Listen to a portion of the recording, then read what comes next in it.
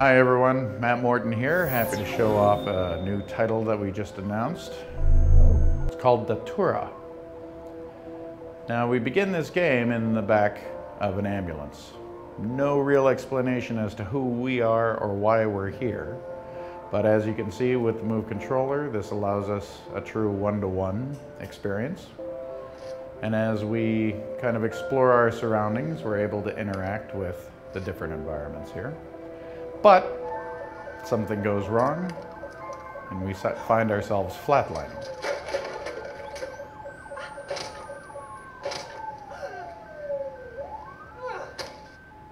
And we lose consciousness. We're now presented with a very appropriate Dante quote. I found myself in a dark wood, for the straight road was lost. This is quite appropriate for the fact that when we regain consciousness, we find ourselves in a forest. Again, we're not sure where here is. We're not sure why we are here. But the forest is going to be basically the main hub of activity and location for the title. Now, as you're exploring through the forest, here's our initial introduction to it. And the developer is Plastic, and they're out of Poland. And if anybody remembers the title Linger in Shadows from a couple of years ago, that was them showing off their tech abilities.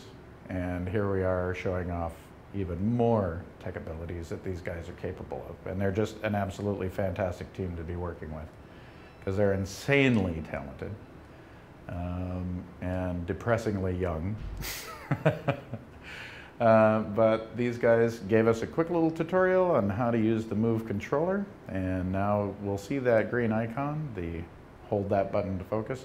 Anytime there's anything for us to interact with, we will be able to interact with it when that icon is presented to us. So we want to go ahead and approach the white tree. And with the Move controller, we have a direct one-to-one interface. Now, this is not a Move required game. If you do not own a Move controller, that is fine.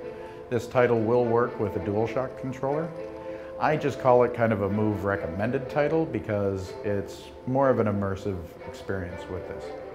This title also supports three-dimensional TVs, so if your TV handles a 3D display, you will very much want to see this game run on a 3D TV because it is a pretty fantastic technology. You've got a lot of the foreground, you've got a lot of the background. Now, any of the trees that have the white bark, like this birch or aspen tree, anytime you walk up to them, you want to reach your hand out and touch the bark of the tree, and that will actually update your map. So here I'm bringing up the map, and as you can see, we've got our map here. And again, one-to-one with the Move controller. So you can actually even bring it in so close you can see the texture of the paper on here. So let's go ahead and head over to this gate. And we're going to go ahead and open this up. Now, thankfully, we now have a ballpoint pen that we got with our map. Anybody who's seen an episode of MacGyver knows if you've got a ballpoint pen, you can unlock anything. But very intuitive controls with the Move controller. So hold it like you are actually holding the pen and twisting and turning. And this is our first introduction to the forest area. We're now free to explore the forest. So there's our first trophy. And if we need to pick up the pace a little bit of the walking, you can give the trigger a primer here or there, and that will speed things up a little bit, but you will become fatigued. So the pace of this is not, you know, running around fast and crazy, which is good because we do need to explore this forest in pretty good detail. Here we have another white barked tree, so we're going to reach out, run our hand along the tree, gain some knowledge from it, and then we should be updating our map here.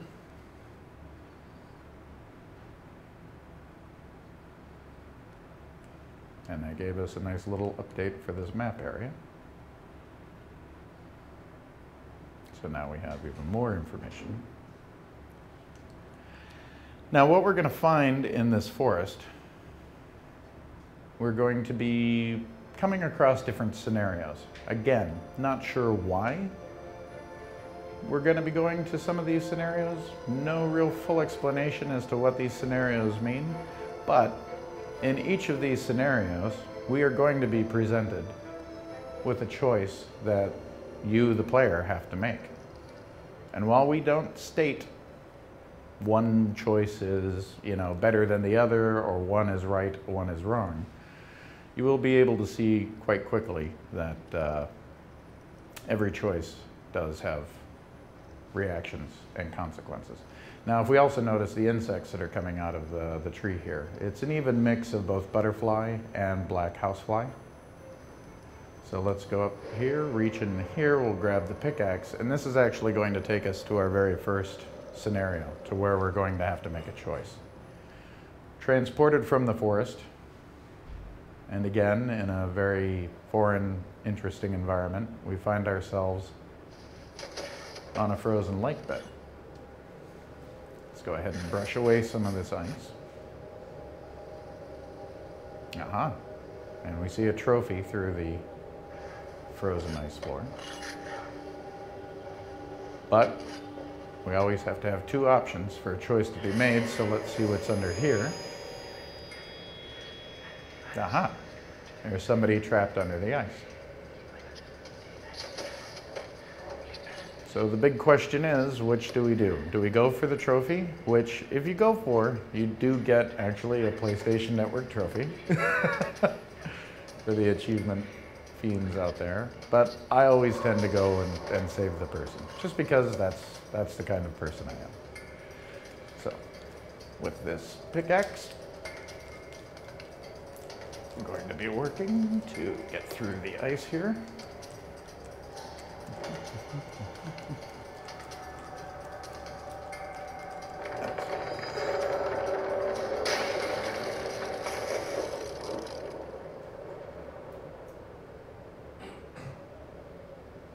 Broke through the ice, sinking to the bottom.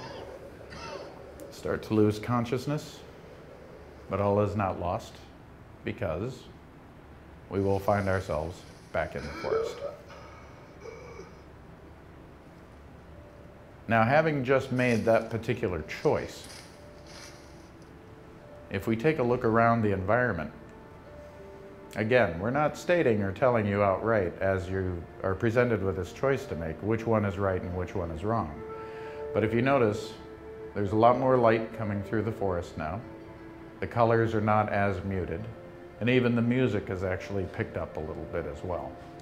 So there's a little more color, a little more life to the forest. And if we head back up here, remember that we had an even mix of both butterflies and the black houseflies. Now the only insect that is coming out of this station is a butterfly.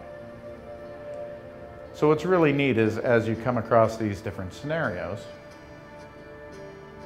and you make these different choices, you will have direct responses to all of the choices that you make within this game.